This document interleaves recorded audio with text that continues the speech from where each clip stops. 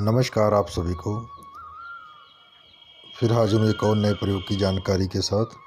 आज का जो प्रयोग है, ये जो मरही माता का जो मंत्र है, जो मैं आपको बता रहा हूँ, पहला जो भाग का मैंने मंत्र दिया है उसी का ये दूसरा मंत्र है। इस मंत्र से आपको बहुत सारे लाभ होंगे करने पर। इसको भी आपको जो है याद कर लेना है, कंठस्थ करके इसको प्रयोग में लीजिएगा। लेकिन पहले एक बार 108 बार ज़रूर इसका उच्चारण कर लीजिए और सही शब्दों का उच्चारण करने की कोशिश करिएगा। और इसका भी जो है हवन ज़रूर करिएगा, क्योंकि हवन करने से मंत्रों की शक्ति की ऊर्जा जो है बढ़ जाती है, तो वो कार्य जो है जल्दी आपके सफल होते हैं। तो इस मंत्र के जितने भी प्रयोग हैं, ज़्यादातर जो बीमारियां लगी हुई होती हैं, तंत्र द्वारा जो बीमारी लगा दी जाती है, जादू करवा दिया जाता है या खिला दिया जाता है, उसके द्वारा भी बीमारी लग जाती है, या किसी भूत प्रेत ऐसी शक्ति होती है जिसके द्वारा वो जो है खुद तो शरीर में प्रवेश नहीं करता, लेकिन अपनी एक जो है छाप छोड़ देता है बीमारी के रूप में।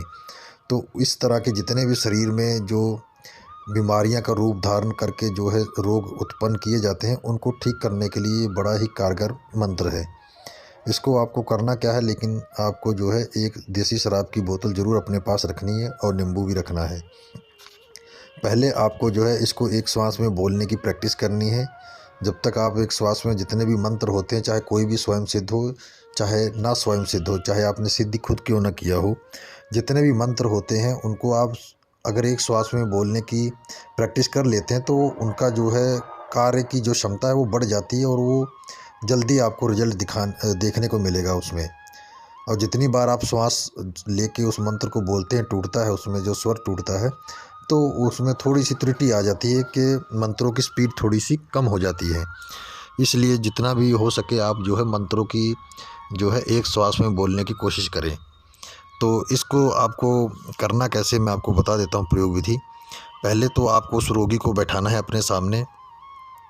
तो उसके जो चारों तरफ जो है आप जो है एक घेरा लगा दीजिए, बंधन लगा दीजिए कि कोई भी चीज़ अगर उसके शरीर में है वो बाहर ना जाने पाए, वहाँ से भागने न पाए। और ख़ुद के ऊपर भी, शरीर के ऊपर जो है सुरक्षा कवच का प्रयोग करें कि आपको भी कोई हानि ना हो।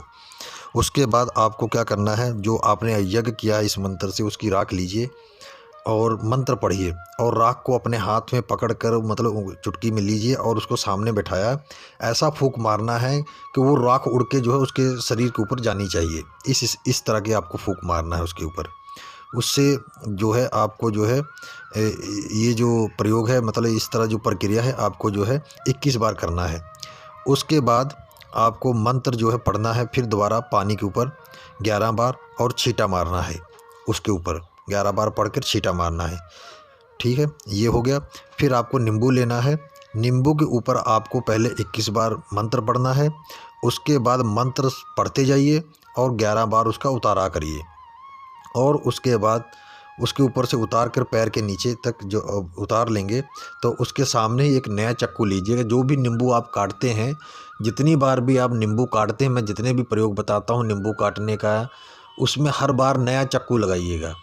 इस्तेमाल किया हुआ चाकू का इस्तेमाल मत करिएगा, नहीं तो आपको रिजल्ट देखने को नहीं मिलेगा। बहुत कम चांस है कि उसमें आपको रिजल्ट मिले। तो हर बार आपको नया चाकू ख़रीदना है और नए चाकू से ही उस नींबू को काटना है। और इस बार आपको नींबू के 4 टुकड़े करने हैं। इस नींबू के जो आप 4 टुकड़े करेंगे तो उसको जो है चारों दिशाओं में आपको फेंक देना है उसी के सामने। मतलब कि अगर आप घर में कर रहे हैं तो वहाँ पे मत ऐसा फेंकिएगा। बाहर अगर कर रहे हैं तो इस तरह फेंकिएगा। अगर घर में इसका आप काट कर रहे हैं तो बाहर जाकर इसको चारों दिशाओं में फेंक दीजिएगा। या फिर आपको चौराहे पर फेंक सकते हैं, या फिर जहाँ पर शमशान आपके आसपास हो तो वहाँ पर भी फेंक सकते हैं, तो आपको देखने को लाभ मिलेगा। लेकिन ये प्रयोग आप एक बार नहीं, आपको कम से कम नहीं तो 5-6 बार करना पड़ेगा, तभी आपको ये रिज़ल्ट देखने को मिलेगा।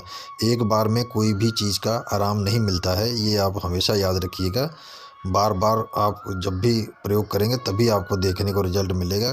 कुछ जो हल्के तंत्र होते हैं उनके ऊपर तो एक बार में ही सब कुछ ठीक हो जाता है, लेकिन अगर काफ़ी दिन से असर है, 1-2 साल से ऊपर हो गया है, तो फिर आपको जो है थोड़ी सी मेहनत ज़्यादा करनी पड़ेगी। तो ये तो हो गया आपको बीमारियों को ठीक करने के लिए। अगर आप किसी अगर किसी के ऊपर प्रेत सवार है आपके सामने, अगर आप झाड़ा कर रहे हैं तो उसके ऊपर प्रेत सवार हो जाता है, तब आपको कैसे करना है, एक नींबू लीजिएगा, उसके ऊपर आपको जो है एक पुतला बनाइएगा काले स्केच से, पुतला बनाकर उसमें जो है उसके चारों तरफ नींबू के ऊपर जो है 7 लौंग को आपको मंत्र पढ़ते हुए उसमें खोसते जाना है। जो फूल वाला मुंह है वो बाहर की तरफ रहेगा, अंदर खोस देना। जैसे एक बार मंत्र पढ़ा तो उसमें खोस दिया, तो इस तरह आपको नींबू में 7 लौंग जो है उसमें चुभो देने हैं। उसके बाद जो है आपको उस रोगी के ऊपर जो है मंत्र पढ़ते हुए 11 बार उतार लेना है। और इस मंत्र को जब आप पढ़ लेंगे 11 बार और उतार भी लिया है, तब आपको क्या करना है, इसको या तो शमशान में गाड़ दीजिएगा नींबू को, और या तो फिर आपको जला देना है। हो सके तो शमशान में गाड़िएगा, और वहाँ पर जब आप गाड़ेंगे तो आपको जो है शराब की जो है एक धार जो है डालनी है मरही माता के नाम से, और बोलना कि मैंने जो है मरही माता आपको ये जो है जो भेंट दी है, और मेरा जो ये कार्य है सफल हो, जो मैंने तंत्र कार्य किया है ये सफल हो। तो ये आपको एक ही बार करना है, बार बार नहीं करना है। लेकिन झाड़ा जो है आपको महीने में कई मतलब करना पड़ेगा, 1 महीने तक करिएगा कि उनको रोगी को तो पूरे तरीके से आराम मिल जाए। क्योंकि कई बार क्या होता है कि कुछ चीज़ें जो हैं शांत हो जाती हैं, ऐसी शांत हो जाती हैं कि सामने वाले को लगता है कि वो बिल्कुल ठीक हो गया है, और रोगी को भी महसूस होता है कि मैं बिल्कुल ठीक हो गया हूँ। तो हकीकत में वो ठीक नहीं होता है, वो जो आत्मा है उसने अपने आप को शांत कर लिया है, और वो धोखा देने में माहिर होती हैं। इसीलिए जो है आपको लगातार इस प्रयोग को जारी रखना है कि अगर वो आपको भ्रमित कर रही है तो वो भ्रमित ना कर पाए, उसको पीछे हटना ही पड़ेगा। तो जब आपको आपके पास कोई ऐसा प्रयोग है चेक करने का कि आपको उससे पता चल जाए कि अब वो उसके ऊपर प्रभाव नहीं है, मैंने भी प्रयोग डाल रखे हैं चेक करने के, आप उसके द्वारा भी जानकारी ले सकते हैं। तो उसके बाद आपको तबीज़ बनाना है, कोई भी सुरक्षा कवच का तबीज़ बनाइएगा, तो वो गले में डाल दीजिए कि वो जो प्रेत आत्मा है दोबारा उसके शरीर में प्रवेश न करने पाए। क्योंकि अगर आप तबीज़ नहीं डालेंगे तो कुछ महीनों बाद, 6 महीने बाद, 1 साल बाद वो दोबारा फिर उसके शरीर में प्रवेश कर सकती है। तो इसलिए जो है सेफ्टी का जो है आपको पहले ही प्रबंध करके रखना है कि जब आपका जो ये कार्यक्रम है जो ठीक करने का ये समाप्त हो जाए, तो उसके बाद जो है आप रोगी के गले में वो तबीज़ डाल दें कि उसके बाद में जो है वो दोबारा असर ना करे। तो तंत्र क्रियाएँ भी मैंने काफ़ी बता रखी हैं, तंत्र का भी साथ में प्रयोग करिएगा, तो उससे क्या होगा कि उससे और ज़्यादा मंत्रों को शक्ति मिलती है। यंत्र का भी प्रयोग करिए, यंत्र, मंत्र, तंत्र तीनों का प्रयोग एक समान करिएगा। तो उससे क्या होगा कि आपका जो जो प्रयोग आप जो कर रहे हैं, जिसके लिए भी तंत्र कार्ड कर रहे हैं या भूत प्रेत उतार रहे हैं, कुछ भी कर रहे हैं, वो सटीक होगा। उसमें मतलब कि जैसे आपका 15 दिन में कोई रोगी ठीक होने वाला है तो वो 7 दिन में ही ठीक हो जाएगा, और वो हमेशा के लिए ठीक होगा अगर तीनों चीज़ों का प्रयोग करते हैं तो याद रखिएगा, हो सके जहाँ तक आप यंत्र, मंत्र, तंत्र तीनों का प्रयोग जो है रोगी के ऊपर करें, जिससे कि उसको जो है जल्दी लाभ मिले और हमेशा के लिए वो ठीक हो जाए। नहीं तो आप जो है उस प्रेत आत्मा से भ्रमित हो जाएंगे, आपको लगेगा ठीक हो गया, लेकिन असल में ऐसा नहीं होता है। इसीलिए जो है दोबारा फिर आपको वैसी ही परेशानी झेलनी पड़ेगी। तो ये हमेशा ध्यान में रखिएगा। तो आशा करता हूँ कि मेरे इस जानकारी के साथ आपको लाभ मिले, और दूसरों को भी लाभ मिले जिनके ऊपर आप प्रयोग करें। ईश्वर आपकी शक्ति बढ़ाए, और जो आप जो है लोगों को ठीक कर रहे हैं, अगर करने की कोशिश भी कर रहे हैं तो आप उसमें सफल हो जाएं, उनका दुख दूर कर रहे हैं। मेरी भी यही कामना रहेगी कि आपका जो प्रयोग है वो सफल रहे।